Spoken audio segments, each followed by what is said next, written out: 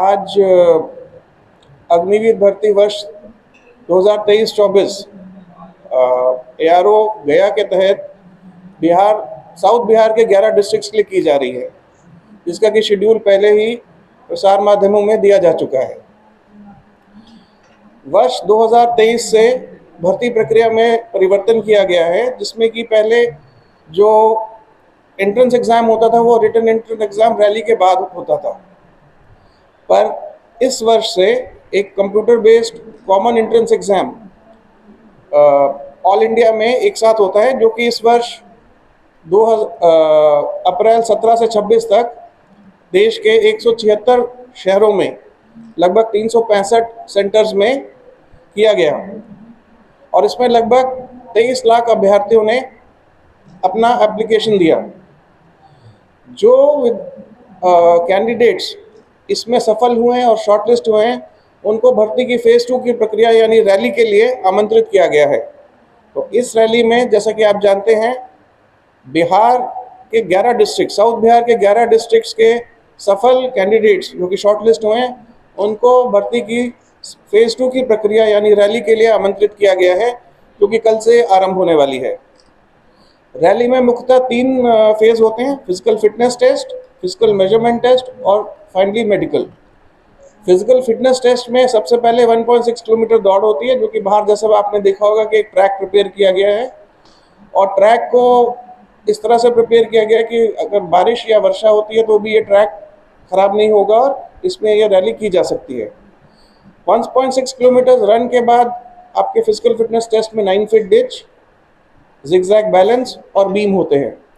जो कैंडिडेट्स इसमें सफल हो जाते हैं, उसके बाद उनका height weight chest, physical measurement test में हाइट वेट चेस्ट मेजर किया जाता है और जो भी स्टैंडर्ड्स हैं वो मीट करने वाले कैंडिडेट्स को फाइनली मेडिकल के लिए भेजा जाता है।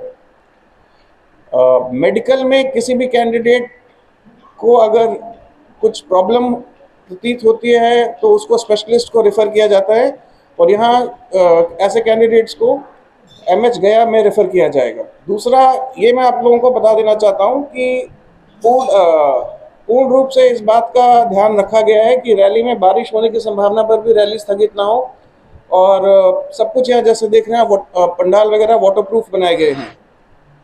तो ये सब गया डिस्ट्रिक्ट एडमिनिस्ट्रेशन के सहयोग से ही संपन्न हो पाया है और इस रैली का पूरा इंफ्रास्ट्रक्चर डिस्ट्रिक्ट एडमिनिस्ट्रेशन गया ने दिया है।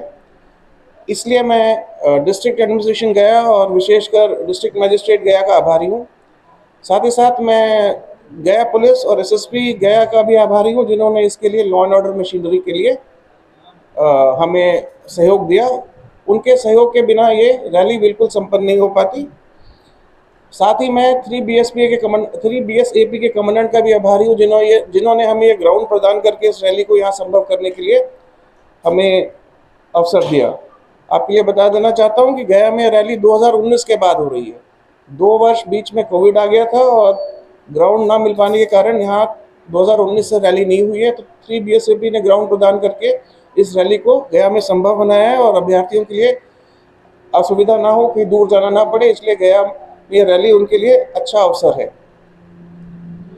आप लोगों के माध्यम से मैं कैंडिडेट्स के लिए एक संदेश देना चाहता हूं कि जो रैली की प्रक्रिया पूर्णतः पारदर्शी है, ट्रांसपेरेंट है। इसमें हर लेवल पे, अलग अलग लेवल पे चेक्स एंड प्रोसीजर्स हैं। तो कोई भी इसमें किसी भी तरह का किसी का सहयोग से अब मैं भर्ती सफल हो पाना लगभग नामुमकिन है। तो कैंडिडेट्स को मैं कहना चाहूँगा कि अपने योग्यता पर विश्वास रखें। केवल उनकी योग्यता पर ही चयन हो सकता है उनका। किसी भी दलाल या टाउट या वगैरह के किसी के बहकावे में ना आए, अपना टाइम और मनी और पैसा व्यर्थ करेंगे। रैली शुरू होगी तो 31 से मेडिकल शुरू होगा। जिनका लास्ट में बचेगा वो 2-3 दिन का समय है। हाँ, 2-3 दिन का मैंने रखा है। कई लोगों का नहीं हो पाता है, कुछ प्रॉब्लम होती है, इसलिए मेडिकल 1-2 दिन तक आगे तक चल जाता है। तो 5 तक हमारा रैली का प्लान है, अगर बारिश की वजह से कोई दिन वेस्ट नहीं होता तो। और उसके बाद 2-3 दिन मेडिकल है और इसलिए हमने टाइम जो ब्लॉक टाइमिंग दिया था वो 30 अगस्त से 10 सितंबर का दिया था। ओके सर, एंट्री कितने बजे से स्टार्ट है? एंट्री आप 3 बजे से। लास्ट कितने बजे तक आ सकते हैं? अगर किसी को लेट हो गया गाड़ी उड़ी का चांस, तो फिर कितने बजे तक लास्ट आ सकते हैं स्टूडेंट? 6 बजे तक। 6 बजे तक। रैली के दौरान किसी को कोई परेशानी आ गया या फिर ज़्यादा जख्मी हो गया तो उसके लिए क्या व्यवस्था है? एम्बुलेंस है एम्बुलेंस है। Thank you. यहाँ पर। मेरी तरफ से समाप्त होता है। धन्यवाद।